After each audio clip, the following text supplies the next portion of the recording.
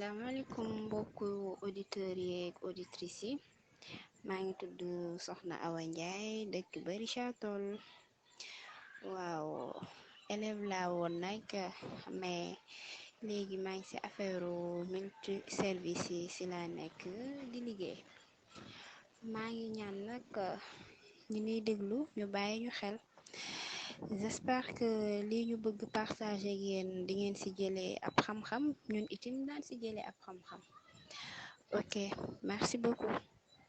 asalaamaaleykum sunu auditeur ak auditrice sunu Kër FM comme niñ ko baaxee di def rek tey dañ ñëw indi leen émission bu bees bu tudd Écho des jeunes ki ko na représenté nag mi ngi tudd Maimouna Diop sunu émission nag dafa nar a waxtaanee lépp luy soxal ndaw ñi ci côté agriculture ci côté environnement ci côté santé lépp ba ci société boobu noonu nag lay jàllee rek pour présenter leen sunu thème mu tey bi nag mi ngi rôle de la jeunesse dans la société su ma nee rôle de la jeunesse nag duma wit benn yoon ci thème boobu noonu dinaa ci ànd ak samay invité yu yanj yi di Soxna Awa Ndiaye ak Rouguetou Diop ñaari ndaw yooyu nag ñi ngi dëkkee ba Richard Toll su ma nee Richard Toll xel yi dina dem ci Waalo su ma nee Waalo xel yi dina dem ci Talaatay Ndeex sunu femme yooyu yu brave yooyu femme de valeur yooyu noonu tey nag xale yi foofu lañ dëkkee kon nag suñu émission war na neex wax na en plus riche te xale yi ndaw yi dinañ ci jël ay jàngat yu am solo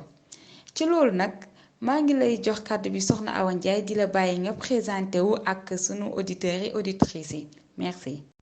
Merci Soxna Awa Ndiaye Rouguetou Diop maa ngi lay bàyyi kàddu bi yow tamit nga présenté wu sunu fidèle auditeurs yi ñoom tamit ñu daal di mën a xam sunu deuxième invité kan la. asalaamaaleykum suñu mbokku auditeurs ak auditrices suñu Kër FM Maimouna maa ngi lay nuyu di la gërëm di la sant jërëjëf ci invitation bi Awa Ndiaye yow it maa ngi lay nuyu. man maa ngi tudd Rouguetou Diop dëkk ba Richard Toll di entrepreneur agricole buñ nee Waalo rek lu ci ëpp mbay mi ci la ñuy yëngatu bon lépp lu ñu wax fii yàlla na nekk suñu njëriñ ñun ñëpp jërëjëf. waa jërëjëf Rouguetou ci présentation bi mais dinaa la wax Dieynaba pour mu gën a yomb ci ñuy déglu waa jërëjëf Awa Ndiaye yow tamit ci présentation bi Dieynaba ma des ci yow ba tey. xam nga le 12 août comme niñ koy defee rek moom mooy journée internationale de la jeunesse te comme niñ koy gisee journée lu muy bëri yëpp da ngeen di dégg journée quinzaine de la femme ngeen dégg fête des pères ngeen di dégg fête des mères yéen en tant que jeune en tant que ndaw est-ce que xam ngeen ni yéen amal nañ leen journée am ngeen journée loolu mooy sama laaj bu njëkk yow Dieynaba est-ce que xam nga. ndaw ñi am na bés bi nga xamante ne dañ leen ko jagleel. waa Maimouna jërëjëf ci laaj bi waa ñun lu ci ëpp de lu ñuy gis fête des pères bi jotee moom nit ñi daañu def ay statuts comme ça dina siiw ñëpp daañu ci jot ak fête des mères ak surtout 8 mars bi nga xamante ni jigéen ñi dañuy def ay hôtesse célébrer ko daal ba ñëpp jot ci mais wax dëgg yàlla moom. journée de la jeunesse bi moom man moom gaa kiiwuma ko woon yëguma ko te aussi waat ñun ñuy dëkkee ci zone rurale bi loolu lu ci ëpp duñ ci kii nii duñ ko yëg pat ñun kii mu tudd sax jeunes yi ñun lu ci ëpp moom kii yooyu daal duñ ko yëg daal ñun ñu nekkee ci kii bi ci zone kii bi rurale bi ba pare ñun jeunes yi gëstu wuñu waat aussi loolu daal moom moo tax. Soxna Awa Ndiaye yow déglu nga li Dieynaba jot a wax léegi ci laaj bi ma ko laaj yow loolu lan nga ciy dolli mooy est-ce que yéen ndaw ñi xam ngeen ni am ngeen bés bi ñu leen jagleel yow loolu loo ciy dolli yow Soxna Awa. jërëjëf Maimouna ci question bi nga ma posé ak ci plateau bi nga ma dalal waa. man xam naa ni ñun ndaw ñi am na bés bu ñu jagleel mais bés boobu mën naa wax ni bari na ndaw yi nga xam ni xamuñu ko peut-être ñun xam naa puisque li ñu jaar ci école yi moo tax ñu xam bis boobu mais bés bi bari na ay ndaw yu ko xamul ndax booy xool yeneen bés yi comme par exemple journée mondiale de la femme ni mu siiwee bu jotee nga gis jigéen ñi di def seen ay hôtesse ñu koy célébrer télé yi foo tourné ñu di ko wax bañ naka ñu koy defal ay plateau di ko defal ay émission alors que journée mondiale de la jeunesse yooyu doo ko gis xam naa looloo tax booy xool ñu bare duñ ko xam duñu sax xam date bi am na ñi nga xam ne xam naa ku leen laajoon sax ni leen est-ce que xam nañu ndaw ñi am nañu bés buñ leen jagleel danaan la déedéet parce que gëdd biñ ko war a jox comme ñi ñu joxe yeneen bés yi kenn joxuñu ko looloo tax. jërëjëf soxna ci tontu yi am solo bi ngeen ma tontu yow ak jéen ba yépp li may dolli ci seen réponse rek mooy te wax naa sax jéen ba que point bu mu souligné noonu muy jeunes yi nekkee ci zone rurale bi loolu incha allah dinañ ci ñëw dinañ ci waxtaanaat incha allah pour gën a mën a sensibiliser jeunes yooyu. di wax ni rek mooy problème manque d'information bi ngeen wax bi nga xamante ni moom la ndaw ñi di jànkonteel waaw parce que tey comme ni ngeen ko waxee rek mooy problème am na bu ndaw yi demee ba xamuñu sax ñoom am na bés bi ñu leen jagleel kon y'a problème donc fii il est temps que ñun en tant que ndaw ñu gën a jóg def ay jéego yu mel nii pour que jeunes yi nga xamante ni tamit ñoo nekk ci àdduna bi yépp mën naan sax ci Sénégal gën a am accès à l'information ci noonu rek laay demee desi ak yow tamit soxna ci sama ñaaxeelu laaj xam nga àdduna bi dafa am benn événement bu mag a mag sax bu xew boobu ba tey ci àdduna bi yépp àdduna wërgal këpp ñu koy wax Covid 19 te gis ngeen ni dëkk bu mu jaar rek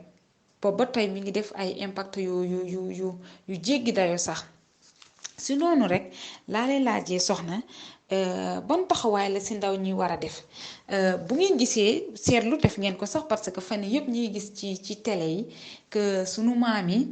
ñi ngi jóg di wax ni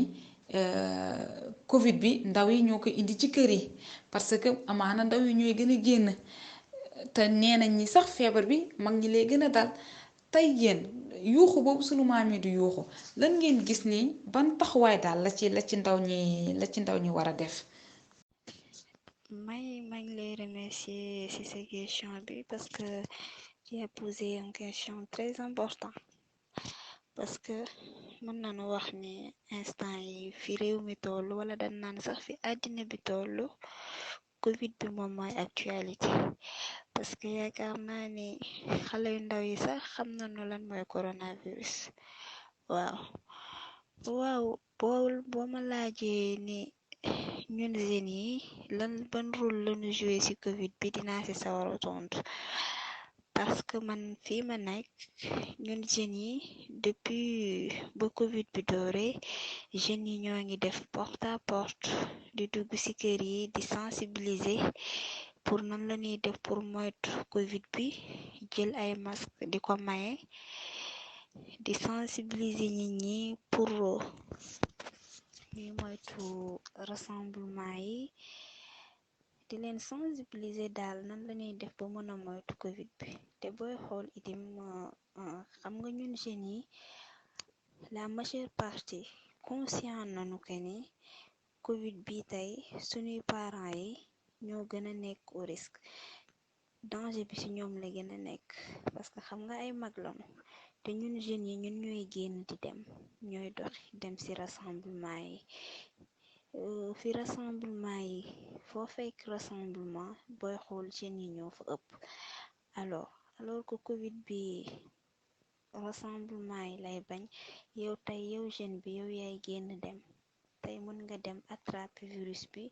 boo ñëwee wàll ko waa kër gi mais booy xool boo ko wàllee waa kër gi tey say parents ñoom ñoo gën a nekk ci risque parce que ñoom ñooy ay mag moo tax fii jeunes yi conscient nañu ñoo ngi def gis naa leen ñoo ngi dugg ci kër yi di def porte à porte di sensibiliser gaay ñi di leen yëkkati ay masque di leen ko jox di leen moytuloo rassemblement yi di leen wax pour ñu respecter mesure de prévention yi daal. mais may dama lay dolli ni instant yi moom booy xool commencement bi ni ko jeunes yi jëloon engagement pour xeex Covid bi léegi moom booy xool danga naan lâché nañu parce que la majeure partie ni nga daan gisee ñu daan sensibiliser foo romb gis nit ki takk maskam boo takkul sa masque romb ko sax mu ni la an sa masque wala boo génnee di dem fenn sax ñu ni la yow xanaa déggoo ni reste chez toi lañu wax léegi amatul booy xool danga naan léegi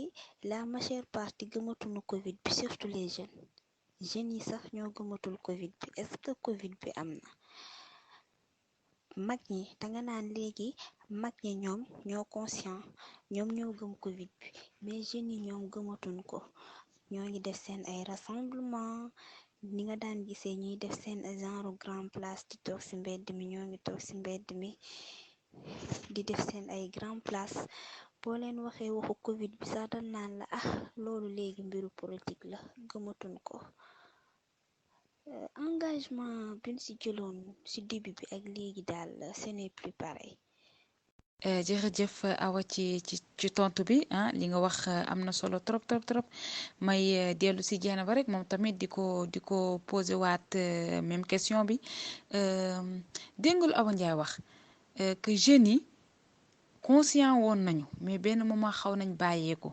yow tey yow loo ci dolli lan ngay dolli ci li kàddu yi Awa Ndiaye wax loo ciy dolli. jërëjëf soxna Awa li nga wax li am na solo trop buñ nee ndaw nag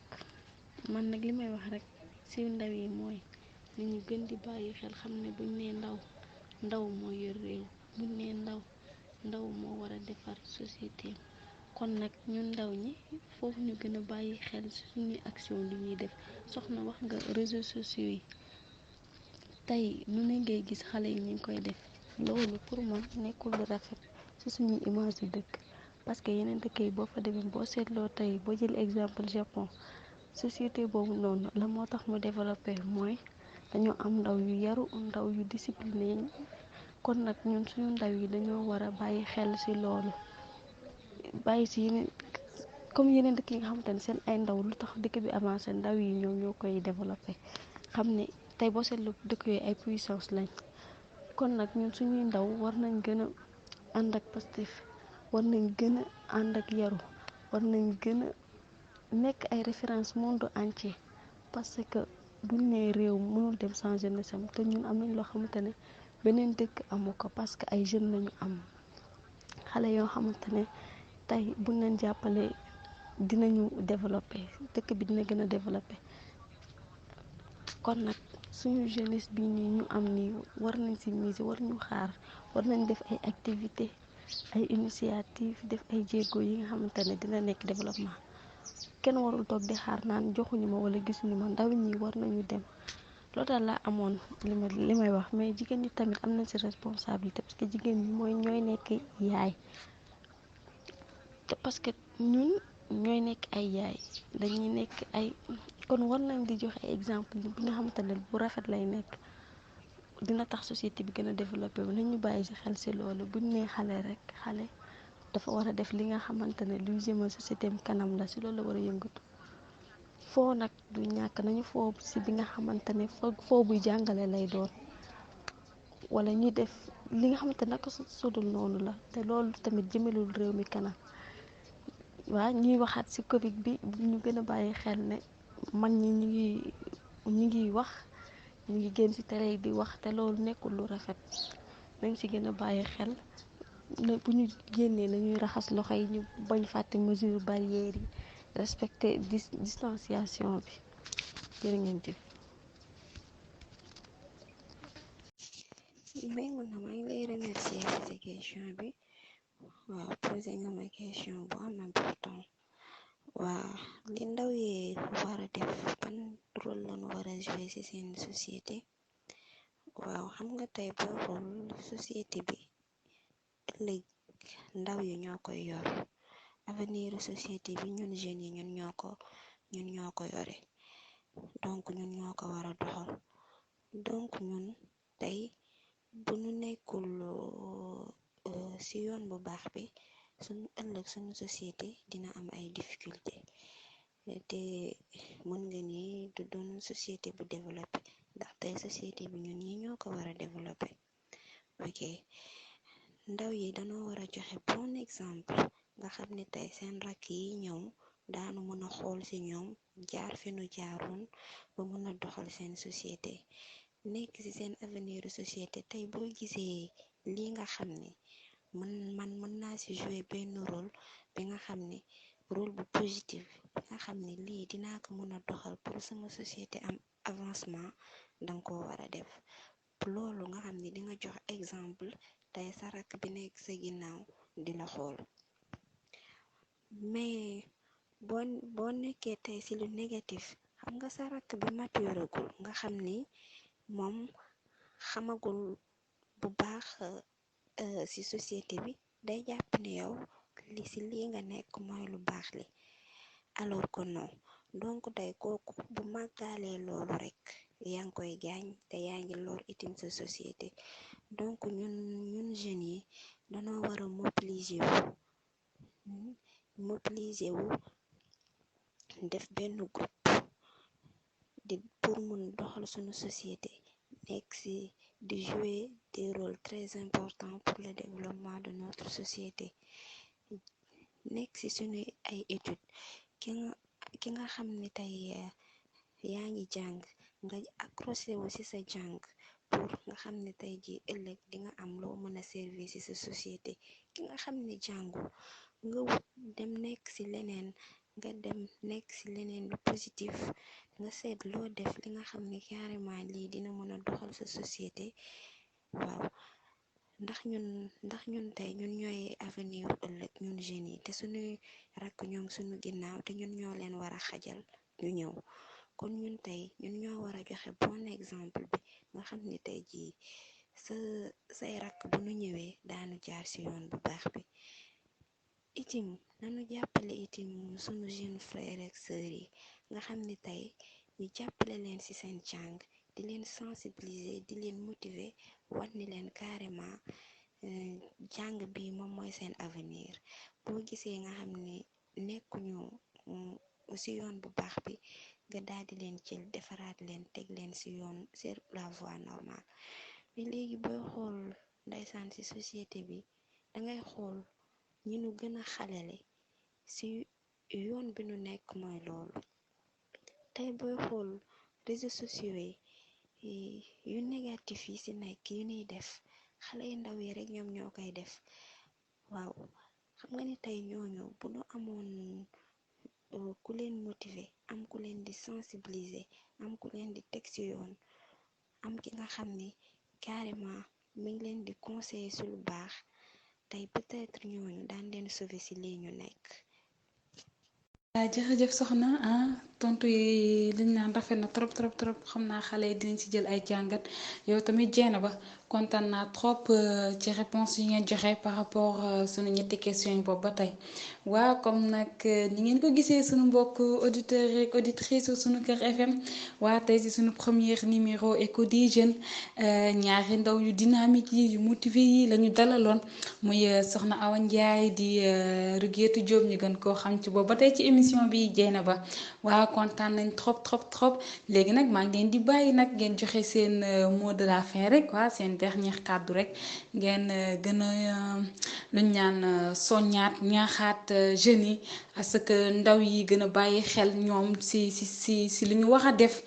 ci li nga xamante ni dina jëmal seen société kanam si li nga xamante ni ëllëg seen rakkay dinañ topp paa yooyu noonu waaw soxna maa ngi lay bàyyi rek ci yow rek laay des ba tey nga tàggatoo ba beneen émission incha allah. may na maa ngi lay remercier bu baax ci sa plateau bi nga nu dalal muy Écho des jeunes maag sama morom bi Rouguetou Diop sama mot de la fin xanaa di la remercier bu baax a baax ci sa invitation bi tey soñu sama moroomu jeunes yi ñuy xool li nga xam ni dina mën a développer sunu réew ñu ciy dox te ñu def sunu bopp xam ni réew mi ëllëg li koy doxal ci ñun ñi lay jóge ndax suñu loxo lay mujje di ñaan itim autorité yi ñu jàppale jeunes yi bu baax a baax ndax am na ay jeunes yi nga xam ne am nañ des très bonnes initiatives ñàkk ku leen jàppale rek moom moo tax affaire yi mënul dem maa ngi ñaan autorité yi nan ñu jàppale gëstuñu bu baax a baax a baax te di soññaat itim sama moroom jeunes yi nanu jàppale suñu rakk yi di leen gidi di leen teg dans des bonnes voies. merci maa ngi lay remercier bu baax a baax a baax a baax ci émission bi te maa ngi jéggalu sama mbokk auditeurs yi ak auditrices yi ñu jéggal ñu xam ni ay ndaw lañu rek dañuy jàng. jërëjëf soxna si sa mot de la fin j'espère que sa cri de cœur bi nga lancé incha allah dina toq ci suñuy nopp autorité yi fa lay jaaree rek yow Rougui Dieynaba ma jox la yow tamit nga def sa mot de la fin su ko defee ñu tàggatoo pour joxante rendez-vous ci beneen émission incha allah. mën na ci invitation bi am na solo trop di nuyu sama naataangoor bi ma bokkal plateau bi muy soxna Awa Ndiaye ma di nuyu baax di gërëm waa suñu kër FM ci initiative bi ngeen jël di may xale yi ñuy wax ndaw yi ñuy wax seen kàddu pour mën a yee yeneen ndaw yi di ñaan lépp lu ñu wax fii yàlla na sax te lépp luñ fi wax yàlla na doon njëriñ yàlla na doon ay leçons yi nga xamante ne jeunes yi dinañ ko appliquer te di ñaaxaat jeunes yi pour ñu bàyyi xel am nañu rôle bu important bu ñu war a jouer ci suñu société ñuy fexe tout jeunes yi ñun ñuy fexe tout di nekk référence di gërëm suñu fidèle di gërëm suñu auditeurs ak suñu auditrices yi bu suñu kër FM merci. jërëjëf Awa jërëjëf Dieynaba si le fait que ngeen accepté nekk suñuy invité si suñu première émission di Écho des jeunes muy daw foofu ci suñu kër FM encore maa ngi leen di remercier si seen disponibilité certes bon temps amul woon mais def ngeen tout tamit ba respecter seen engagement ma leen di gërëm si loolu bu baax a baax a baax en plus may gërëmaale fidèle auditeur ak auditrice suñu kër FM di leen wax nii rek lay demee nii rek lay xewee itam ci sunu kër FM incha allah seen émission Écho des jeunes di ngeen koy am les samedis seen présentatrice rek di Maymouna Diop comme ni ñu ko nar a defee waxtaanee fii lépp li nga xamante ni ça concerne les jeunes lépp li nga xamante ni ay jeunes ñu ngi koy def comme initiative ñu ngi koy jël comme di ko def comme activité incha allah dinañ ko waxtaanee fii ci sunu kër FM encore ma leen di remercier di leen jaajëfal ba beneen yoon incha allah jërëjëf.